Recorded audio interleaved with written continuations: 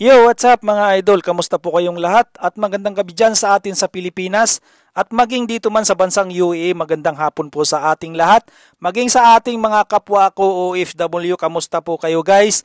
At sa video nga pala natin ngayon ay binalikan namin itong IKEA at dito lang yung matatagpuan sa Dubai Festival City na ngayon nga ay nagbabalik kami dito para makita o tignan yung kanilang mga presyo at kanilang mga bagong style na naka-display dito sa loob ng IKEA. At ito nga palang lamisang to ay gawa siya sa simpleng kahoy na nagkakahalaga lang siya ng 1,200 something. Dito nga pala ay iba-iba yung kanilang mga presyo pero nakasit na rin ito kung gusto mo talagang bumili ng buong naka-display dito. Kagaya na lang ng ito ang aking pinapakita sa inyo, nasa halagang 1,200 lang. Itong kanilang lamisa kasama na po itong kanilang mga upuan.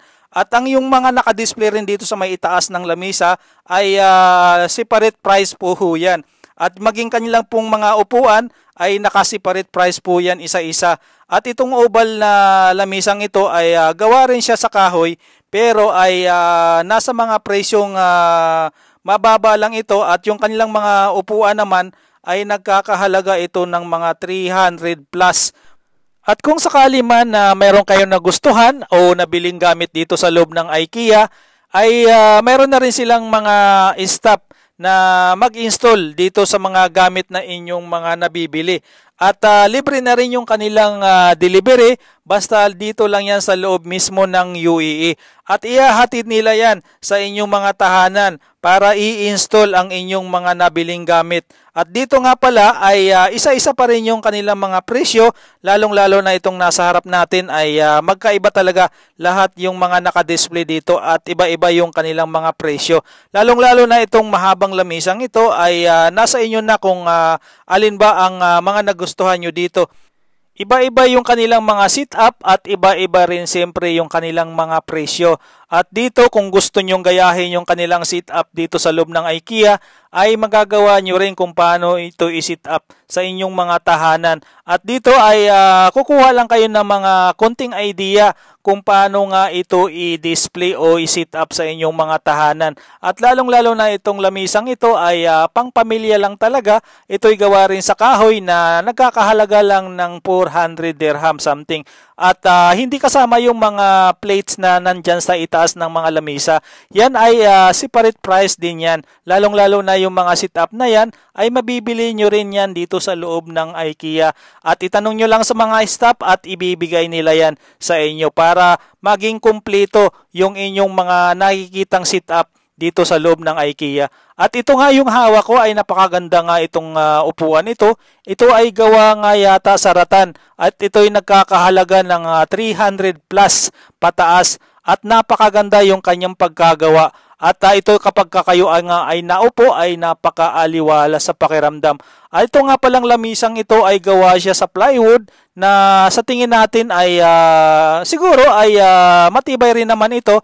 At ito nga palang mga item na inyong mabibili rito sa IKEA ay kasi nasubukan ko na rin na bumili rito ng mga gamit at inuwi ko sa Pilipinas ay hindi siya po pwede sa atin, lalong-lalo na yung humidity sa atin. Iba yung humidity dito sa bansang UAE at iba naman ang humidity sa atin. At kapag ito ay lumubo yung kanyang kahoy at tuluyan na nga siya hanggang sa masira. At ito naman yung hawak ko sa ngayon ay isa siya sa gawa ng plastic rattan at yung kanyang halaga sa isang piraso ay nasa 295 at hindi pa kasama yung mga nasa itaas. Kapag upuan at lamisa lang ang inyong bibilhin ay yung kanyang presyo ay 1,592 at yung mga nakikita nyo sa itaas na yan hindi pa kasama dyan. Kung gusto nyo naman ng full sit-up ay nasa inyo na yan at pwedeng ibigay ng kanilang mga staff dito sa loob lang ng IKEA. At yung hawak ko naman na to ay isa siyang ilaw at depende na rin yan kung gayahin nyo yung sit-up na yan. At nagkakahalaga rin yan ng 499 yung kanyang presyo.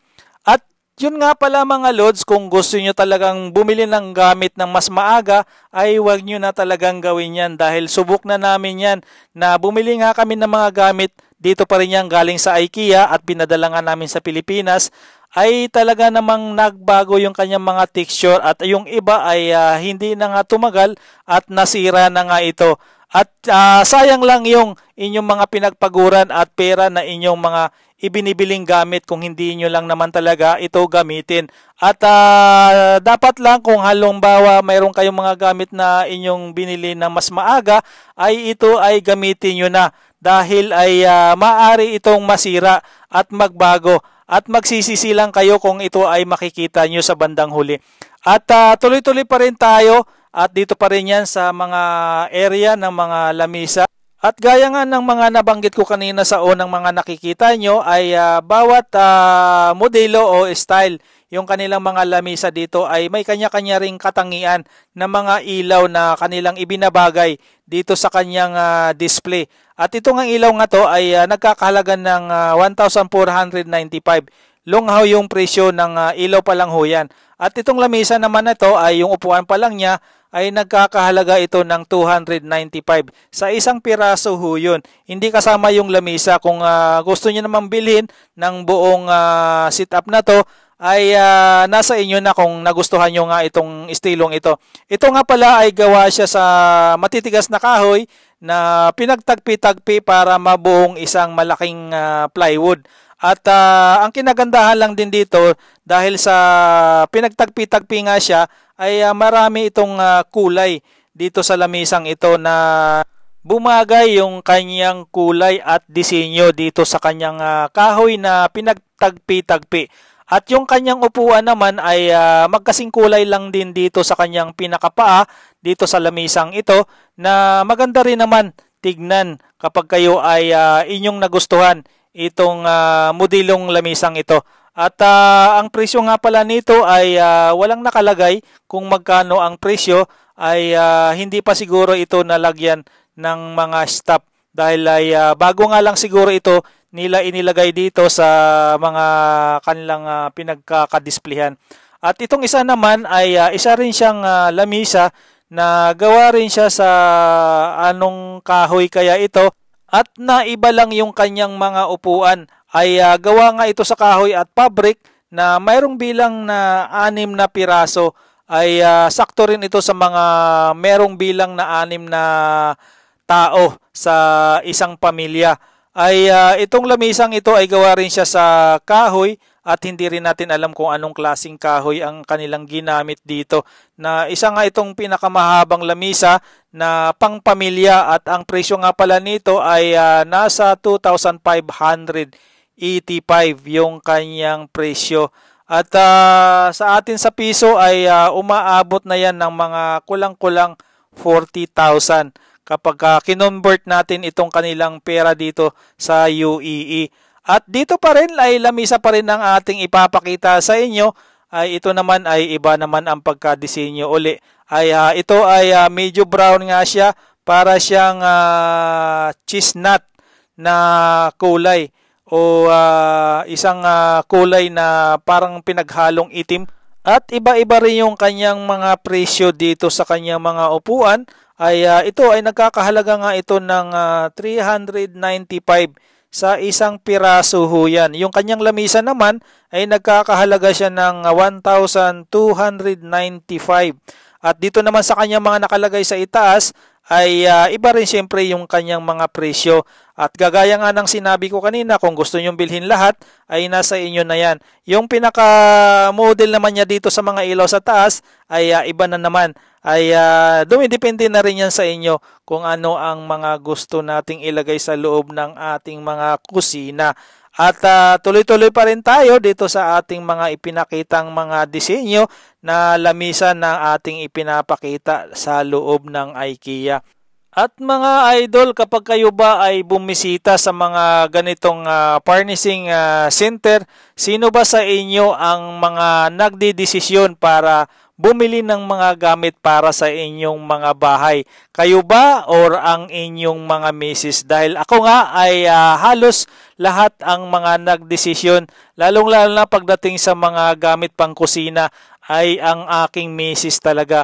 At ako naman ay sumasang-ayon lang sa kanya dahil kung anong maganda para sa kanya, ito ay maganda na rin para sa akin. Dahil kung hindi ko nagustuhan at sabihin ko rin sa kanya na hindi bagay yan, ay sumusunod naman din siya kung ano ang gusto. Dapat lang kayo ay magkasundo kung ano ang gusto nyong ilagay sa inyong loob ng tahanan. At tayo naman ngayon ay ipapakita ko rin ngayon yung mga built-in na mga modular dito sa loob ng IKEA. Lalong-lalo na itong disenyong ito ay napakaganda talaga. Isa siyang parang napakalupit na disenyo. Isa siyang gawa sa kahoy na pinagtagpi-tagpi rin na dalawang kulay at bumagay naman dito sa kanyang pinaka-disenyo sa loob ng IKEA ito. At ito nga pala ay dumidepende sa sukat ng inyong kusina. Kung ito ay malaki, ay syempre ay malaking modular cabinet ang inyong bibilhin. At dito nga pala ay kung gusto nyo talagang bumili ng full setup na kumpleto na talaga sa gamit, ay umaabot din ng libo-libong presyo. At ito nga pala ay gawa siya sa solid na kahoy. Ito ipupwede sa atin dahil yung nasabi ko nga kanina, ang humidity sa atin iba kaysa dito sa Middle East. Dapat dyan sa atin ay purong kahoy talaga ang dapat nating ilagay pagdating dito sa ating mga modular cabinet. At syempre sa Pilipinas ay mayroong mga anay na sumisira sa ating mga gamit. At ito naman siguro kapag ito ay inyong ilalagay sa ating mga bahay o sa inyong mga kusina, ay ito ay matibay talaga. At mayroon pa itong mga naka-built-in na chiller or freezer dito sa mismong modular cabinet. At marami na rin itong mga gumagawa sa atin na mga modular cabinet. At ipapasukat mo lang nga lang yung inyong kabuuang sukat ng inyong kusina at sila na ang bahala para ito ay gagawin nila. At bibigyan na lang kayo ng mga disenyo kung ano ang gusto nyong ipalagay sa inyong mga kusina at siyempre yung mga material na inyong gagamitin na para tumibay o tumagal yung inyong mga modular cabinet sa inyong mga tahanan. Ito nga yung modular cabinet na to ay isa siya talagang napakaganda at gawa siya sa kahoy at maging kanyang countertop na inilagay dito ay gawa rin siya sa kahoy. Siyempre ay kapag gawa sa kahoy ay matibay talaga yung kanyang pagkagawa. At depende na rin yan kung sa ating paggagamit kung gaano itatagal yung kanyang mga ginagamit dito sa kanilang modular cabinet. At syempre dahil gawa nga sa kahoy ay inga-ingatan talaga natin ito dahil ayaw natin itong magasgas at syempre ay kapag ito ay nagasgas ay ipapagawa na naman natin uli sa mga gumagawa ng mga modular cabinet. At gawa nga talaga siya sa kahoy ay mayroon naman din na bibiling mga pira-pirasong ganito ay may sukat na rin na magkasing sukat yung kanya mga modular cabinet para dito sa inyong mga countertop kung ano man ang inyong gustong ipalagay dito. Pwede rin naman na tile siya or granite. At dito na nga tayo magtatapos mga idol sa ating mga isinishare sa inyong mga video at sana nagustuhan nyo itong aking mga isinishare sa inyo. At bago ka pa lang sa aking channel ay hinihingi ko sa inyo mga lods na i-hit nyo naman yung notification bell at syempre i-subscribe nyo na rin yung aking channel para sakaling may bago ay mayroon kayo.